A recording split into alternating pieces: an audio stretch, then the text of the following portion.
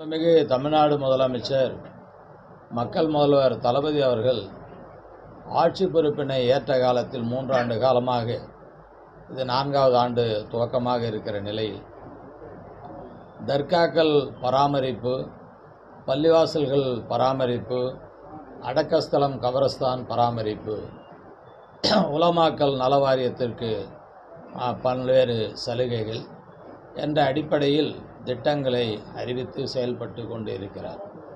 அந்த அடிப்படையில் புகழ்பெற்ற தர்காவான நாகூர் தர்கா இது மனித நேயத்திற்கு இது எல்லா தரப்பு மக்களையும் ஒருங்கிணைக்கின்ற ஒரு தர்காவாக இருக்கிற காரணத்தினால் 2 கோடி ரூபாய் மராமத்து பணிக்காக வழங்கப்பட்டது.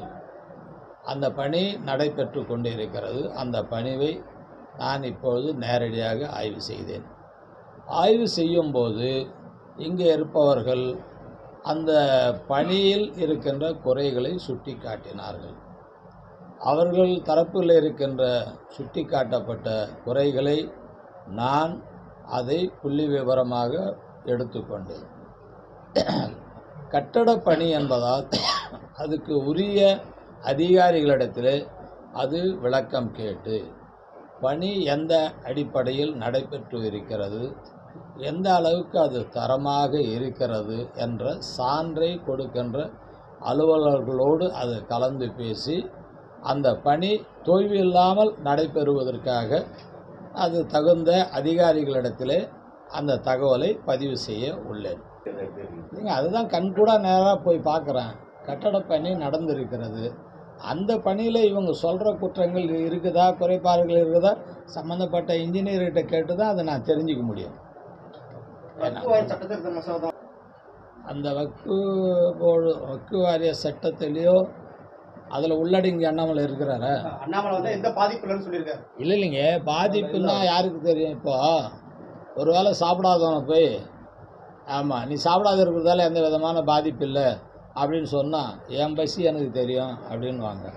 அண்ணாமலைக்கும் அந்த சட்டத்திட்டத்துக்கும் செயல்பாடுக்கும் அவரால் அது முழுமையாக அறிஞ்சிக்க முடியலன்றதால் தான் அவர் சொல்கிறாரே தவிர இது காலாகாலமாக இருக்கிற சட்டம். பாதிப்பு இல்லையே, சரி அந்த சட்டத்தை எடுப்பில் எதிர்கட்சிகள் எதிர்க்கிறாங்களே நிறைவேற்றிட்டு போக வேண்டியது தானே. அவங்க எதுக்கு கமிட்டிக்கு ஆய்வுக்குழுக்கு அனுப்புகிறாங்க? ஆய்வுக்குழுக்கு ஏன் அனுப்புகிறாங்க? முன்கூட்டி ஆய்வு செய்து அது கொண்டு வந்து இருக்கணும். முன்கூட்டி ஆய்வு செய்து கொண்டு வந்திருக்கணும்.